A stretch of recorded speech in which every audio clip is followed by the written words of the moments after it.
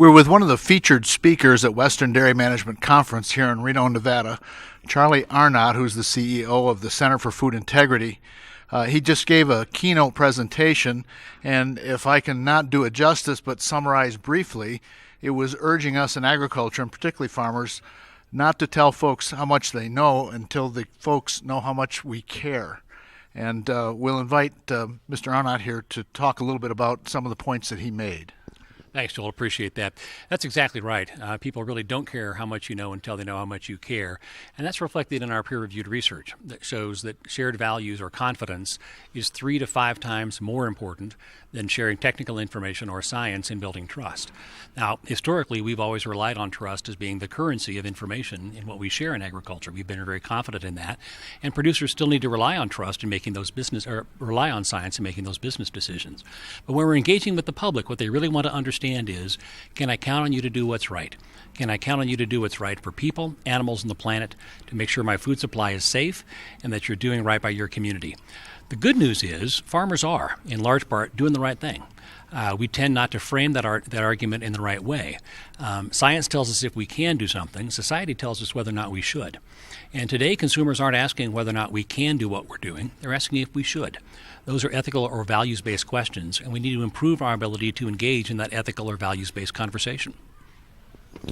To open your talk, you shared with us, frankly, a rather discouraging scenario of how the public's trust in institutions has eroded basically for the last 50 years, whether it's government, education, big business, the media, in many institutions in American life, even religion.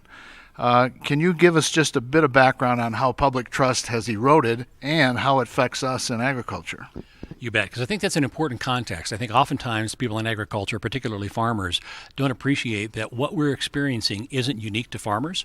It's something we've been conditioned to be skeptical about over the last 50 years.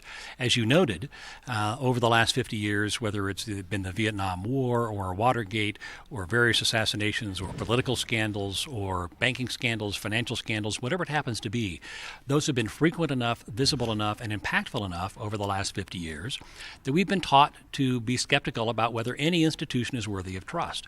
At the same time, we've applied a lot of technology, a lot of systems, and we've industrialized agriculture so that now the public thinks of us as an institution and therefore questions whether or not we are worthy of trust. That's despite the fact that food is healthier, more available, and more affordable than it's ever been in the history of humankind.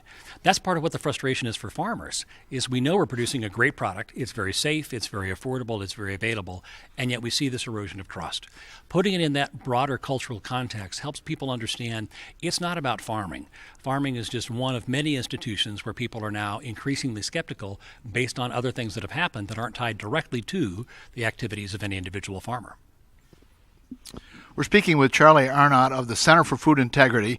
He just shared a very insightful presentation with some 1,500 of us here at the Western Dairy Management Conference in Reno, Nevada. Charlie, thank you for being with us. This is Joel Hastings for dairybusiness.com.